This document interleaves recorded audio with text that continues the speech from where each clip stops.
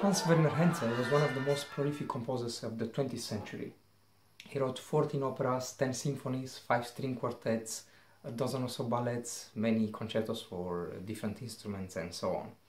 Tom Service, in an episode of Musical Matters, said, "Henze's music sings, sometimes with pain and suffering, as well as joy and elation, and it poured from him virtually unceasingly, until he died."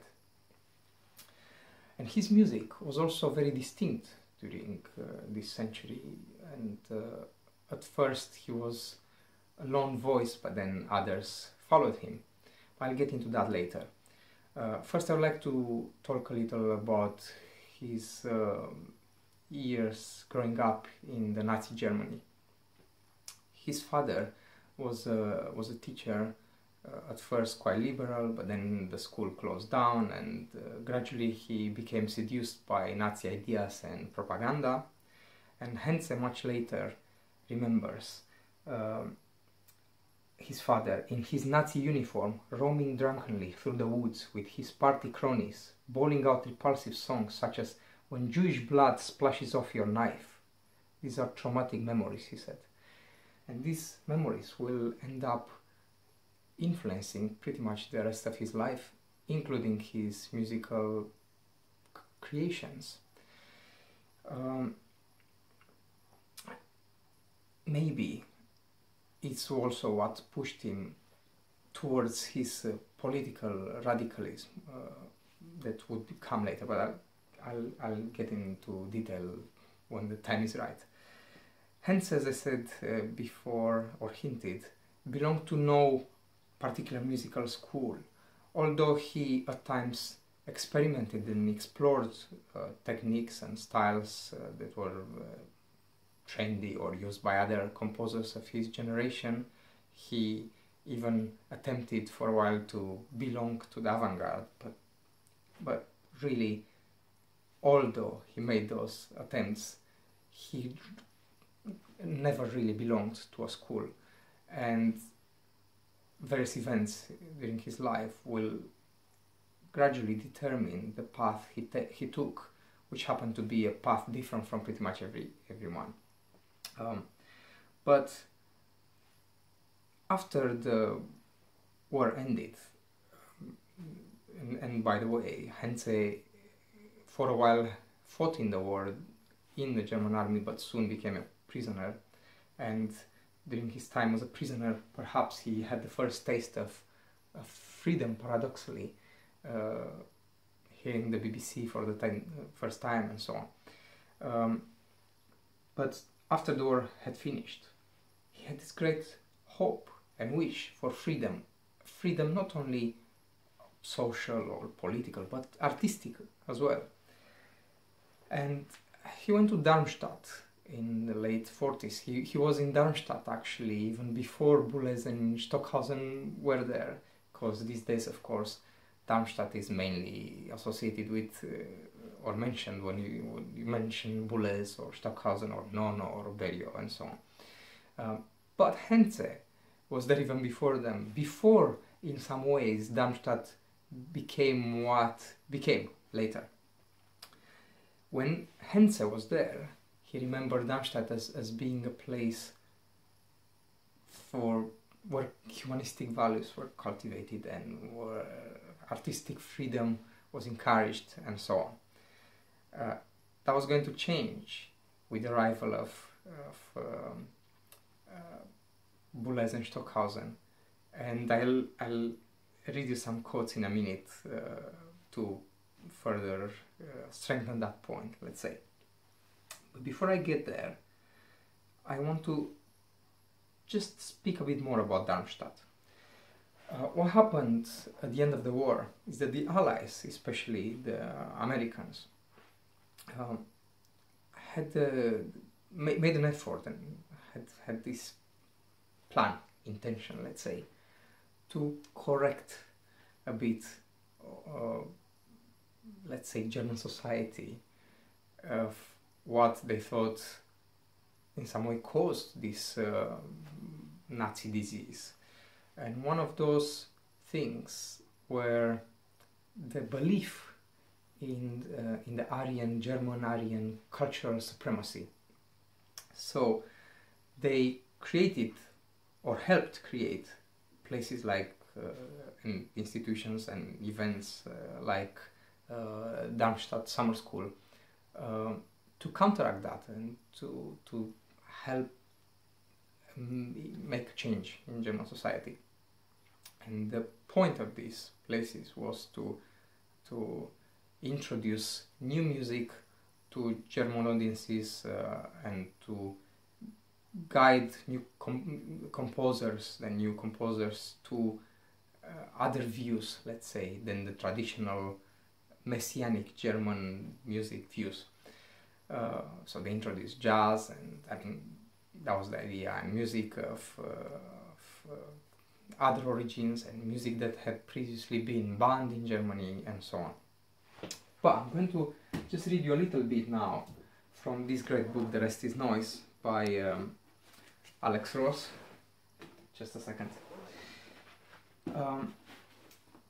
OMGUS, if I remember correctly, that's the military office of the government of the United States in the US zone of the post-war Germany. So, OMGUS's music policies were summed up in a psychological warfare document titled Music Control Instruction No. 1, which can be found at the National Archives in College Park, Maryland. It is above all essential, the memo says, that we should not give the impression of trying to regiment culture in the Nazi manner. Instead, German musical life must be influenced by positive rather than by negative means, by encouraging the music which we think beneficial and crowding out that which we think dangerous. Only two men occupy the dangerous category, Richard Strauss and Hans Pitzner, basically because they represented at the time the old German tradition, what I mentioned before. We must not allow such composers to be built up by special concerts devoted entirely to their works or conducted by them. With this two-pronged approach, the document concludes, we shall have little difficulty in giving a positive international direction to German musical life. Okay, now just one other quick paragraph. Yes. The city of Darmstadt, most of which had been leveled in an incendiary bombing raid in September 1944, hosted another American-supported modern music experiment. The music critic Wolfgang Steinecke proposed to set up a summertime institute so that young composers might familiarize themselves with music that the Nazis had banned. Steinecke persuaded the local city government to let him use the Kranichstein hunting castle, a picturesque pile outside the town. The American authorities warmly backed the venture, which was dubbed the International Summer Courses for New Music. The scholar Amy Beale estimates that OMGUS contributed about 20% of the budget. GIs even transported the Steinway Grand up to the castle on the back of a jeep, and so on. So, although in theory Darmstadt represented or was meant to be the place where free artistic expression was allowed, it was, in a way, also a propaganda tool. And sooner or later, propaganda this time for allies, let's say a counter-propaganda to the old Nazi propaganda. And at some point, Henze identified that later, when these new composers turned up there, Boulez and Stockhausen, and gradually took over in some way.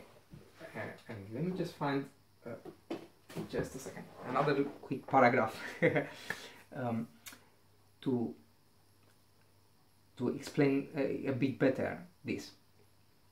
Because you see, when Henze arrived in Darmstadt in the late 40s, he saw dodecaphony and serialism as the only viable new techniques that were fresh and able to generate new musical patterns. So one may say that at that point he was right at the forefront of the avant-garde, with similar interest to other avant-gardist young German composers. But then, when Boulez and Stockhausen arrived there, he thought, Henze, that they slowly changed that festival from a humanistic project between brothers, comrades and allies meant to cultivate freedom of expression into a new form of artistic dictatorship where music is abstract and not to be connected with everyday life. Now, quick other paragraph, and I promise I'll move on soon, but it's quite important that you understand what made Henze at some point move away from this. And it determines later the new music that he was going to write. So,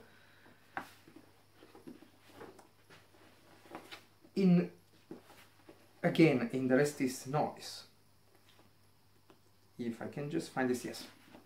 Okay. Alex Ross says, "Yet not everyone felt free. There was the freedom to go forward, but not to go back. The young German composer, Hans Werner Henze, who had been attending Darmstadt from the start, became frustrated with its more or less official ban on tonal writing, and in his memoirs he wrote in bitterly mocking terms of its faddish tendencies." Hopefully I pronounced that right. "Everything had to be stylized and made abstract, music regarded as a glass bead game, a fossil of life. Discipline was the order of the day. The existing audience of music lovers, music consumers, was to be ignored. Any encounter with the listeners that was not catastrophic and scandalous would defile the artist and would mobilize distrust against us. As Adorno decreed, the job of a composer was to write music that would repel, shock, and be the vehicle for unmitigated cruelty." And one last important thing about Darmstadt was to do with the audiences. Yes, I found it. David Monod, in his History of Music during the American occupation, writes that OMGUS inadvertently helped to bring about a segregation of the modern and the popular. Darmstadt and similar organizations were wholly subsidized by the state, the city and the Americans. They had no obligation to a paying public. Meanwhile, classical music, in the pejorative sense of performances of well-known opera and symphonic repertory, carried on as it had during the Nazi period, with many of the same star conductors, Wengler, Karajan, Knappenbusch, in charge, despite the various ceremonies of denazification to which they had been subjected. Okay, so we get to this point where Henze starts to feel disillusioned with Darmstadt, and slowly he feels like he doesn't belong there anymore. And then in 1953 something else happens. I think it was 1953, just let me make sure. I'm pretty sure I can't find it right now, but yes.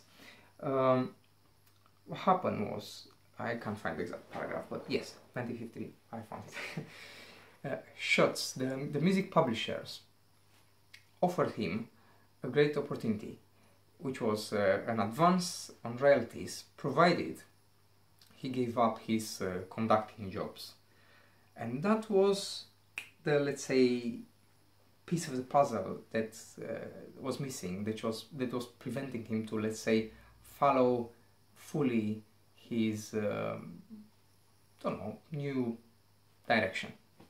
And a little bit before that, he traveled to Italy. He went on a holiday there, and he was impressed by the warm, welcoming people who seemed more tolerant than in Germany. And they were, it seemed to him, a lot more left-wing inclined politically, which seemed attractive to Henze, because, as you may remember, he found the whole experience during Nazi times with his father and everything traumatic, and he really felt a need to distance himself from all that, maybe more than a lot of other German citizens. In fact, after the war, he started to think that there was no genuine remorse in many Germans, and that there was no true, oh God, what's the exact word to say, but not true admission of what had happened. And that's not how he felt at all. So more and more he felt disillusioned with German society after the war, but at the same time, him being gay was in danger of being arrested a couple of times. Being gay was illegal, and having visited Italy, he and having been offered the new deal, new opportunity from Schütz to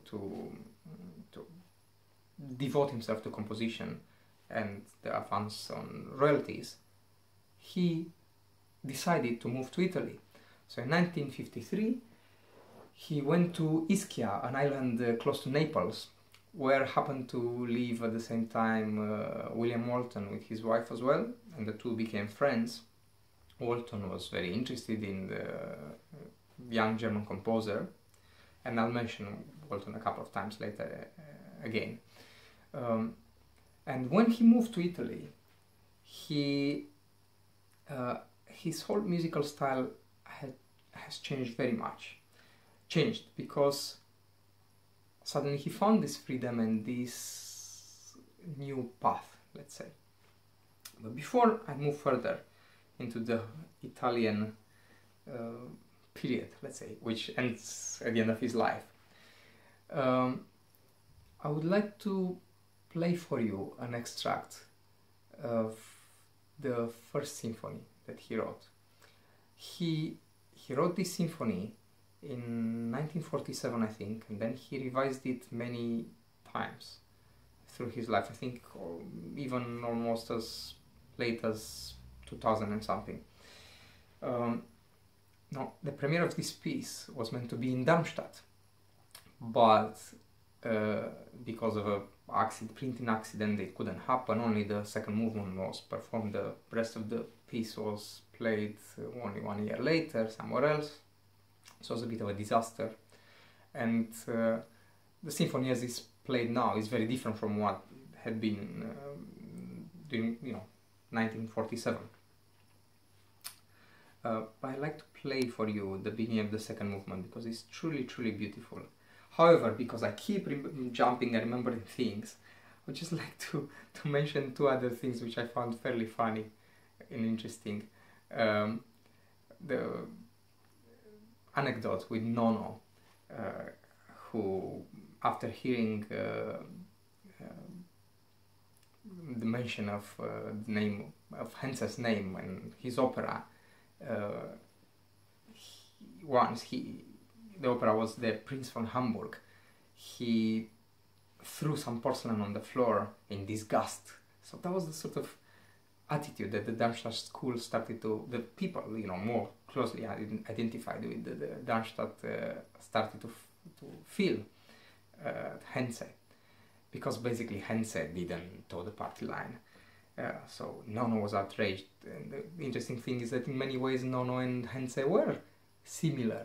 Henze and Nono were both very left-wing inclined, both of them, and so on. And Nono would write later, in some way, operas, and similarly to Henze, he would write Intolleranza and at the same time be intolerant with Henze. Anyway, and then in 1968, Pierre Boulez said that a Rolling Stone song was far cleverer and shorter than a Henze opera. And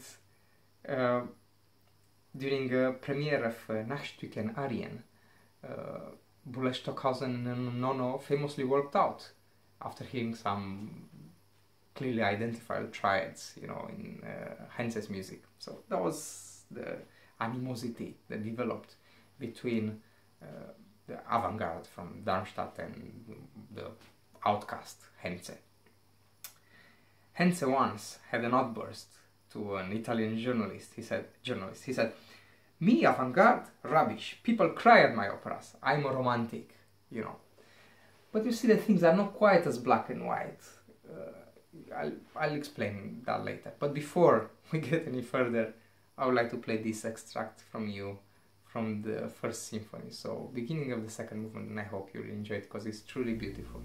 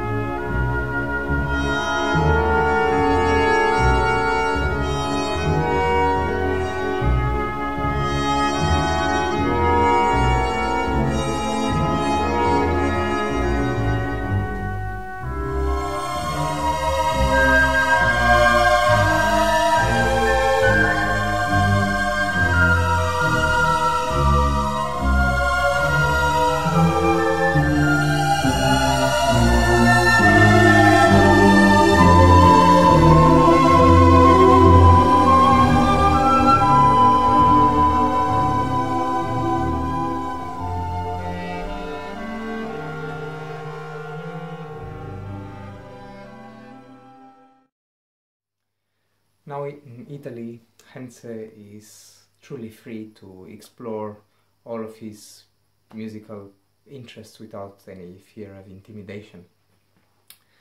And you can see the influences of Stravinsky and Berg and even of Verdi's vocal writing and of the Italian Sunshine and Mahler. He mentions in fact Mahler as his most important influence. So the first piece he writes is the 5 Neapolitan Songs on various texts, anonymous texts from the 17th century. He wrote that for Dietrich Fischer-Dieskau. And I would like to play for you a short extract from it. Just before that though, I'd like to mention that Henze remembered Mahler as particularly important during this time, and he thought he must have heard Lieder eines fahrenden Gesellen before writing this, because he thought there's a lot of that in the 5 Neapolitan songs. So I'm going to play now the first song from that, and I hope you enjoy it.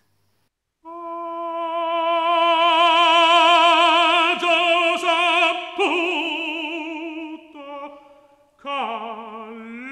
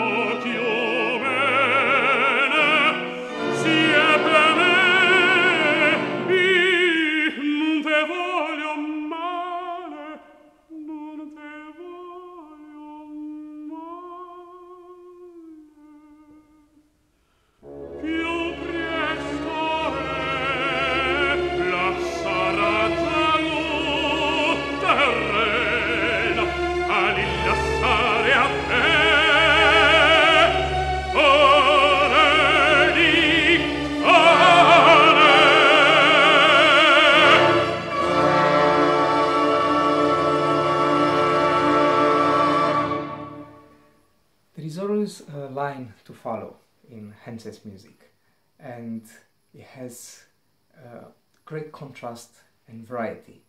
One of its great qualities, I think, is the richness of texture contrasted with the really transparent textures sometimes, which just shows, to me, in my opinion, that Henze was a brilliant orchestrator in the tradition, if you want, of Richard Strauss and Mahler and perhaps even Ravel.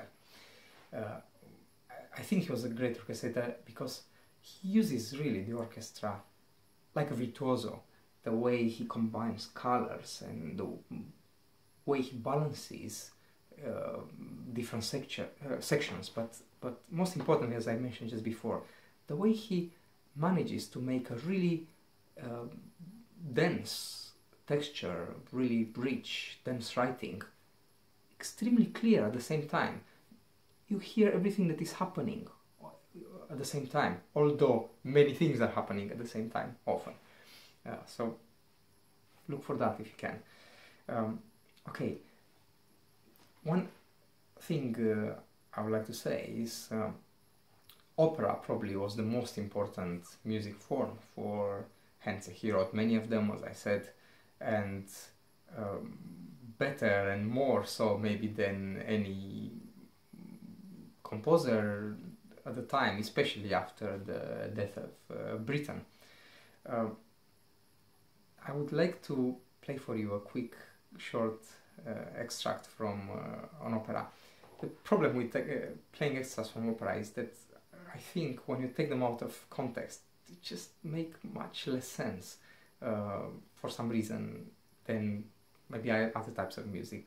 So I found it quite difficult to pick something out, but I chose the Bassarids because Henze himself made a suite from this opera. The Bassarids are Minad's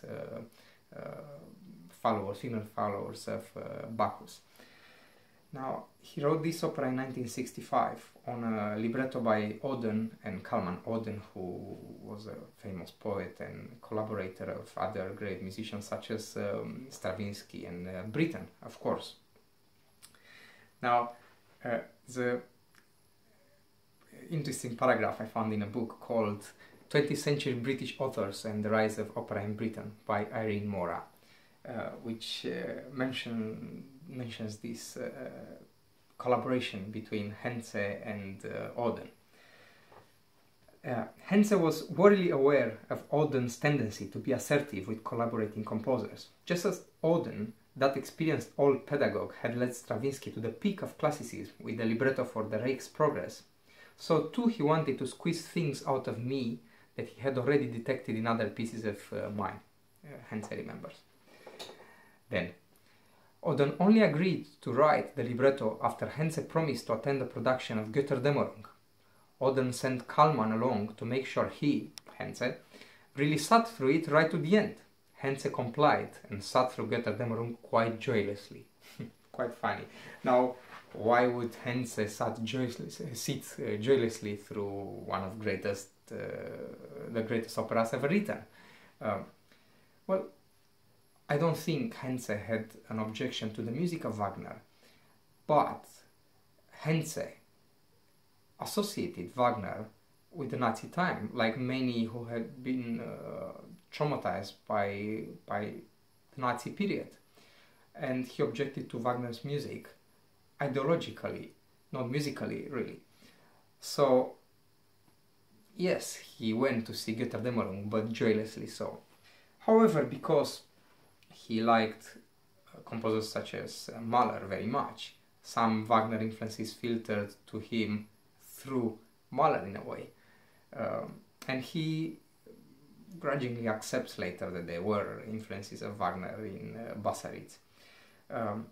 But you will also hear a lot of Stravinsky, in my opinion, in Bassarids. Before I play for you this excerpt, though, I want to quickly say something about opera at the time. Opera was a difficult form to write in for modern composers because it was so much associated with the decadent past and old traditions. So new composers felt they had to write opera in another way, Ligeti said once that he wouldn't write opera, but he would like to write music for the facilities found in an opera house. And in this great book, Modern Music and After by Paul Griffiths, there are a few interesting paragraphs. He says, atonal opera is opera in crisis, Erwartung, Wozzeck, and crisis is hard to perpetuate, hence the need for later composers either to acknowledge tradition in writing operas or else to find new forms and new kinds of narrative, whether in Oriental theatre, in folklore, in contemporary Western drama, or in unstructured happenings of the kind enabled by Cage and the Fluxus composers. Henze, the most prolific and most performed opera composer since Britain, remains so by virtue of his warm, thoroughgoing acceptance of opera's history and conditions. Now, this video will get very long if I get more in detail on Bassarids. I would like to, but I just can't. I just read one last paragraph here. The Bassarids was the culmination of the sensuous, unashamedly nostalgic style Henze had pursued since moving to Italy a decade before. So, look for some unashamedly nostalgic, beautiful, sensuous music.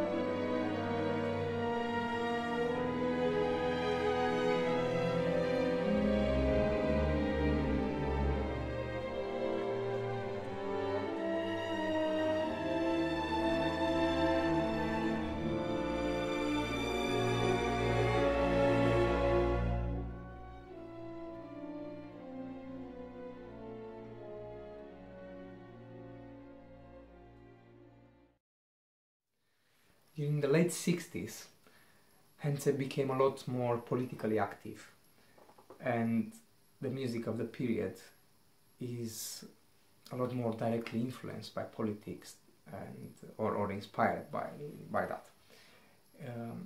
In 1969-1970, Henze even went to work and live in Cuba for a while, and that's where he wrote his Sixth Symphony.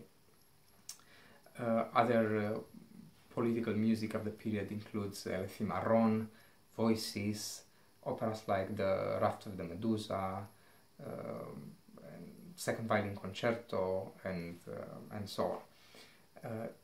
This music, the political music, let's say, is more angular, more abrasive, harsher, more violent. It has a hard rage. The lusciousness of the music before is now replaced by suggestions of struggle and revolution. And I'd like to play for you a quick extract from the song cycle Voices. Not a true song cycle. It's made of 22 songs, but they can be played either separately or together. So this will be from song number 2, called Prison Song, on text by Ho Chi Minh. As you probably realize, he often used texts by known dissidents or important figures of the left wing, him being a devoted let's say communist. He was a member of the Italian Communist Party, and he was openly Marxist, Henze, especially during this period when he was at his most radical. And the music of the period again is a lot more experimental than that of the past, in some way closer to the avant-garde, and was more disturbing to the audiences that were used to the beautiful, luscious music of Henze. His opera The Raft of the Medusa even caused a scandal on the night of the premiere. In fact, the performance was cancelled because of conflict between left-wing protesters and police in the hall. The choir refused to sing in front of a red flag. Henze refused to conduct with police in the hall, and so on. And all this, what caused was for his standing in Germany to suffer. And it took a long time until he could reconcile himself again with Germany, let's say. But I'll talk about that a bit later. For now, let's listen a bit to this short extract from Voices, Prison Song.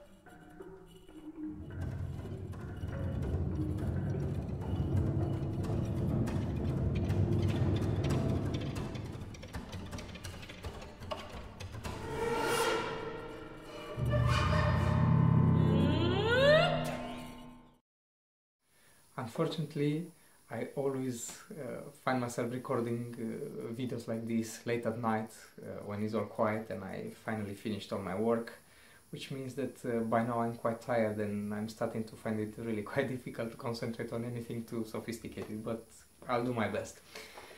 Before I go any further, I'd like to recommend you also listen to Essay on Pigs, which is music from the same period as Voices, and probably the most disturbing music that Henze wrote. But now moving on, in 1977 Henze suffered a life-threatening heart attack.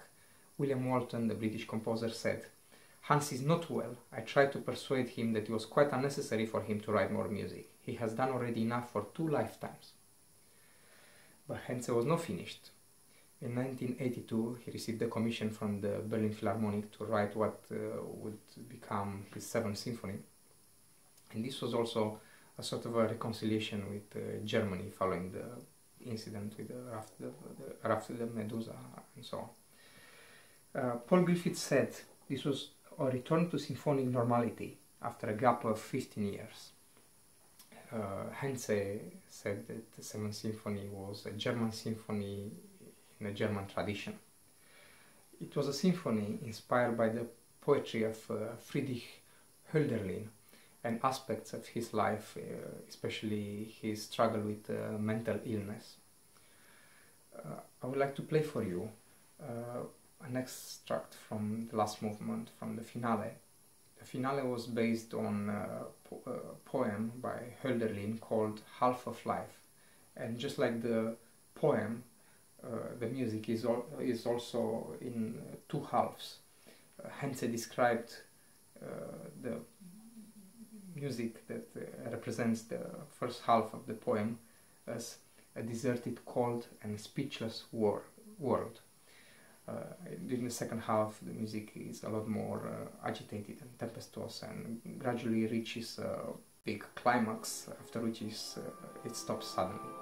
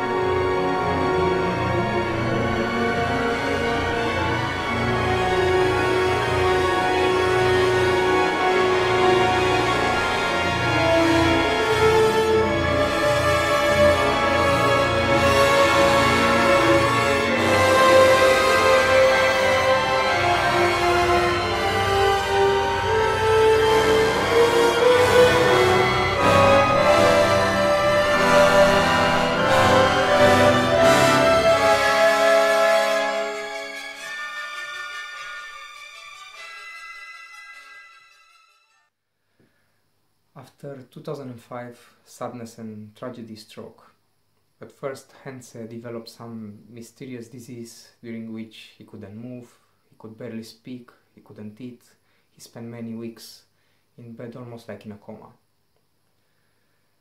Fausto Moroni, his lifelong partner, helped him through this period, and just as strangely as the disease came, one day it miraculously disappeared.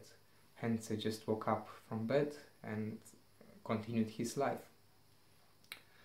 Before the disease, he finished the first act of Fedra, and just as soon as he was able to, he continued and he finished the second act.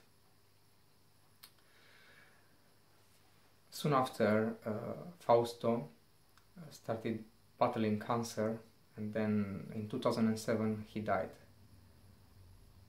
This made a profound impact on Henze. He wrote a piece for choir and orchestra called Elogium Musicum. It was based on 4 texts in Latin by Franco Serpa. In the program notes, Henze writes, "This eulogy is by way of an obituary filled with memories and mementos of sadness, loss and sorrow. A friendship that lasted for almost half a century is destroyed, dead, and will not come again. But it lives on in thoughts and affectionate feelings. In this unfamiliar and empty world in which I find myself, it is not easy, nor perhaps possible to cope, even undesirable to do so. Yet my thoughts and feelings constantly return to a relationship that was unique. Unfortunately, as far as I'm aware, there are no recordings of this piece. However, I heard it, and you can hear it too, on YouTube. It's available from a live performance, and I'm going to post the link to it in this video's description. I really recommend you listen to it because it's some of the most moving music Henze wrote. And I can't include it in this video because I simply have no recordings of it, but you can listen to it if you follow the link I'm going to post. I'll end this video with something Henze said in a BBC interview, which in a way summed up his musical credo. It is important that art is deeply involved into life. Only then will it make any sense. Thank you.